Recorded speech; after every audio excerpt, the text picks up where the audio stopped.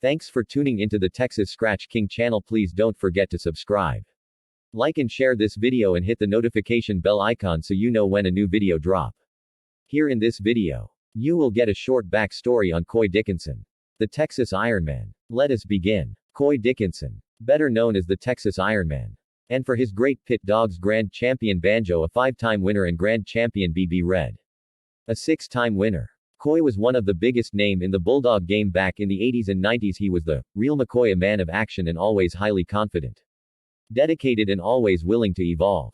Of course, Coy is long retired from the game, but I truly believe his dedication is the same as it has always been. Coy, tell us a little about your background. When did you get started with bulldogs? I always loved dogs. They were good friends and good company and loyal to their bones.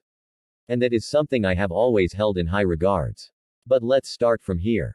When I was a kid, we moved around a lot. And I mean a lot. In the 7th grade, I went to 7 different schools in 2 different states. And well, when you have to re-establish yourself that often, you have to learn how to fight. You also learned you are in the world alone. And you have to learn how to stand on your own 2 feet. And face whatever they send at you. And you better be ready for whatever that is. So by the time I was 14 or 15, I was pretty salty. By the time I was 16, I moved out on my own. But to be more precise, I moved in with a friend from school and his family. At the end of my 10th grade year, they lived up in the middle of a neighborhood in South Tyler, Texas. And they had a big half timber wolf and half German shepherd. Old Nemo stay on the chain in the backyard and was mean as hell. I mean, you couldn't get close to him when he was on the chain. He was ferocious and I had to admire him from afar for a while. Well, they had a lake lot on Lake Tyler. And on the weekends when the weather was good, they would stay a few days. They loaded old Nemo up in the back of the truck and off we went.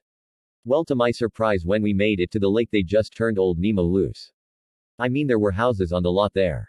Well, and old Nemo turned into a different dog. I thought, he wouldn't come to me, and just took off.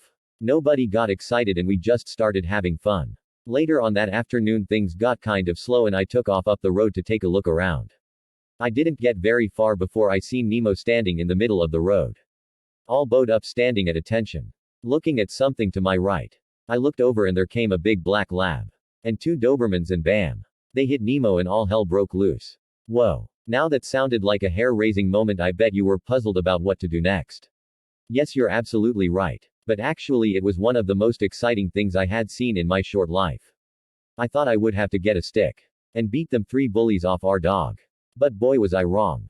Nemo left them all bloody and beaten in a cloud of flying fur, yelping and crying, tails tucked. When it was over, he just stood there standing the same ground he was attacked on. Then he just turned the way he was originally headed and walked away. I was in a real wow moment. I was in love. I felt a connection with that dog like I haven't felt with anything or anyone in my life. You see, I had been in that place many times myself.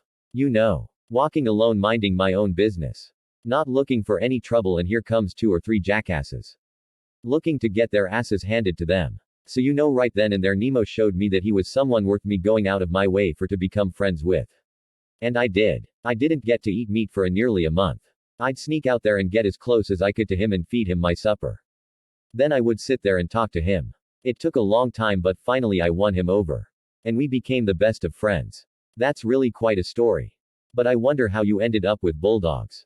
Well, I was mowing yards that summer to make a living, and got into the habit of going up on the square downtown and drink a few beers. So instead of going home to unload all my equipment every night, I would go by and get Nemo and put him in the back of the truck to guard my stuff. He did a good job. He was real slick, you know.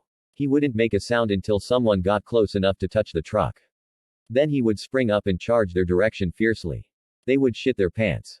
I would laugh my ass off. One night I was talking to this old boy and he asked me about old Nemo. I told him the story and how impressed I was with that animal. I never forgot what that man told me. He told me, what you need is one of them pit bulls. So, you never heard of a bulldog prior to that moment? No. I had never heard of the breed up until that moment. This old boy wasn't a bulldog owner, but he told me of their reputation, which was still a good one back in those days. I was intrigued, so I indulged and got knee deep into the game dog world. And I had a blast. And the rest is history. This video was dedicated to one of our subscribers who recently requested some info about the Texas Ironman. Thanks again for listening to the Texas Scratch King channel. Until the next time, my friends, as we always say, never Submit to life and keep scratching every time.